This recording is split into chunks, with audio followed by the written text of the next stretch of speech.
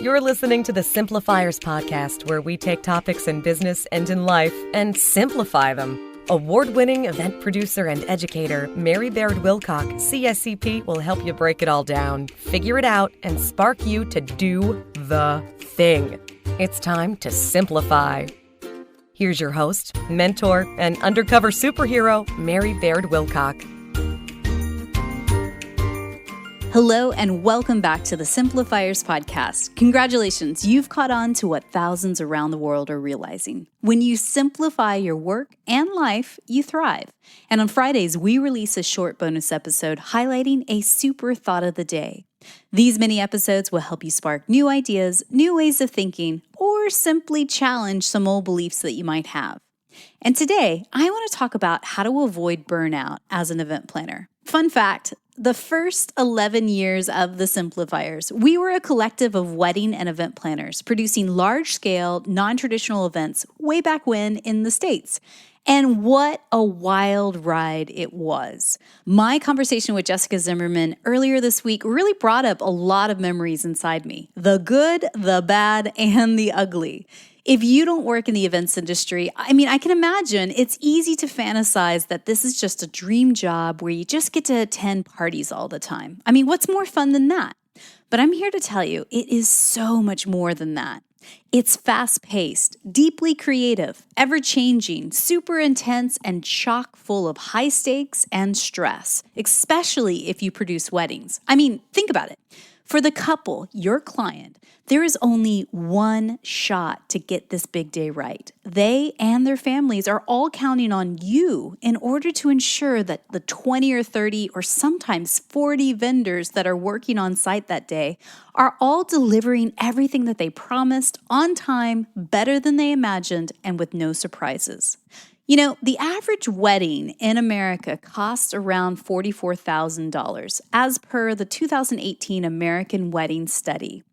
But you know what? Clients of the Simplifiers most times spent double or triple that. As you can imagine, that's a lot of money on the line for 6 to 8 hours of their lives. And in the hundreds of live events that my team and I produced over the years, we never once took that responsibility lightly. So if you're an event planner, how do you manage your stress and avoid burnout? Here's a few ideas to help keep you thriving in all three stages: pre-event, during the event, and post-event. So let's simplify that. Okay, first, pre-event. In the week leading up to your client's big day, it's incredibly important that you're taking good care of yourself. This means drinking lots of water, not staying up super late, especially in the 2 to 3 days prior to load-in, and generally just making sure that you aren't overloading your schedule with too many meetings or calls. Pace yourself. Things tend to get super exciting in the days leading up to an event. What with the last-minute client requests and switcheroos, or tracking down a rogue DJ who just can't seem to confirm receipt of your day of production schedule and itinerary. So make sure to tie up any loose ends at least 48 hours before the event to ensure everything runs smoothly. So here's a few tips. My first one is this. 2 to 3 hours before you're slated to arrive on site at the client's event, I want you to actually carve out this time as sacred and just for you. Slow down. Take a few minutes to meditate. Eat a protein-rich breakfast. Maybe sit on a park bench and just chill out. Whatever you do, do it with intention. Aim to keep this time as low stress as possible as you get your brain and your body in the zone, ready for action. And that may mean that you need to do the busy pre-work well in advance. Things like printing out extra copies of your day of production schedule, or organizing your event binder and online files on your iPad, or even packing the event emergency kits and supply boxes well in advance. Don't wait until the last minute to do this busy work, or you're just going to run yourself ragged. Remember, you're just like an athlete who trains for the Olympics. She doesn't wait until the big competition day to start her training program. Instead, the morning of, she's getting her head in the game, she's stretching, and she's preparing mentally for what's ahead. In addition, I want you to do this one simple thing. Before you leave for the event, I want you to set out your most comfiest pajamas and slippers, plus a big glass for water. And now set it out in your living room at your home. Do this before you leave for the event venue, as this is a gift for your future self post-event. Okay, step 2, during the event. Sometimes, you guys, the simplest solutions are the very best and the ones that we totally forget when we're moving fast on the job. So if you're a wedding or event planner and you know that you're going to be on your feet for 10 to 12 hours today and full on going, remember to set yourself up for success to perform the best. So here's how to do this. My first tip is this: arrive at least 15 minutes before you're officially slated to be there on site at the venue. I know this sounds a bit counterintuitive, making your workday longer than it needs to be, but I've actually found that this little secret really helps. So let's say you're supposed to arrive at 11 a.m. If you actually get to the venue at 10:45, you're calm, cool, and collected, fully confident, and you're able to walk the floor, getting a clear idea of how the venue staff are doing and setting the tone of, hey, I'm in charge and I'm doing it on my terms. Remember, when you are calm, cool, and collected, it ripples out to everyone that you come in contact with.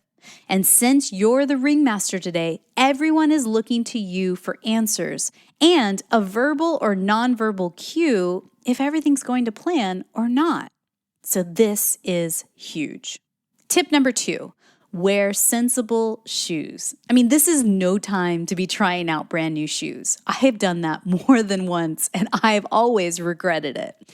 Break them in by wearing them around the house in the week leading up to the event. I don't know, like vacuuming or doing the dishes, whatever. That way, if these shoes are blister prone, you know better than wearing them on the big day. Also, I highly recommend buying Band-Aid brand Hydro Seal heel blister bandages, and click the link in the show notes for these in particular. Even if you don't have any blisters, I want you to put them on anyways, on your heels. They act as a second skin. Trust me, your feet will thank me later. Tip number 3, keep hydrated. Drinking plenty of water on the big day will mean that you clear the brain fog and you're working at your best. So bring a reusable water bottle with you and label it with your name, your phone number, and your company's name in case you misplace it. And don't be sneaky and try to trade the water for energy drinks or sodas or sugary drinks or more and more coffee. You know as well as I do, there is no substitute for the real stuff. And if you load up on sugar and caffeine, you're likely to have a crash midway through the event, which serves no one. Step 3, post-event. Hooray! The event was a huge success, the client is happy, and loadout was a breeze. Well done, you. Here are my very best tips on how to recover and avoid burnout immediately after the event that night. Okay, so my first step is this. Remember those PJs and slippers that you set out for yourself? Awesome. As soon as you get home, do not pass go, do not collect $200. I want you to slip into those immediately. It's likely others in your home are fast asleep, so stay in the living room for the first 30 minutes, and that gives you some space to wind down. Any experienced event planner knows that the adrenaline rush of producing an incredible event takes some time to wear off at the end of the night. Therefore, avoid trying to go straight to bed because, it's just not going to happen. Watch one episode on Netflix or read a book or a magazine. Just do one mindless thing to help your brain wind down slowly and ease into sleepiness. You might also want to soak your feet in some warm water and Epsom salts. Afterwards, prop your feet above your heart to reduce swelling the next day. Click the link in the show notes for this episode and you get links to all these goodies. Also, I highly recommend resisting the temptation to check the event's hashtag or social media for photos and comments of the event. I know, it's totally hard. But really, if you know that your client is happy and all the vendors have done a great job, save this for the next morning. It'll be like a little gift that you give yourself to relive the excitement and wow from the big day. Because if you don't, you might risk falling down a social media rabbit hole and never getting to sleep that night. And just one final whisper, just for me to you, dear friend, coming closer. Being an event planner is like being an undercover superhero. Your clients, your staff, your vendors all rely on you to do the thing. And it's likely that you're a number 2 on the Enneagram or a 2-wing 3 like me, the consummate helper, hostess, and or people pleaser.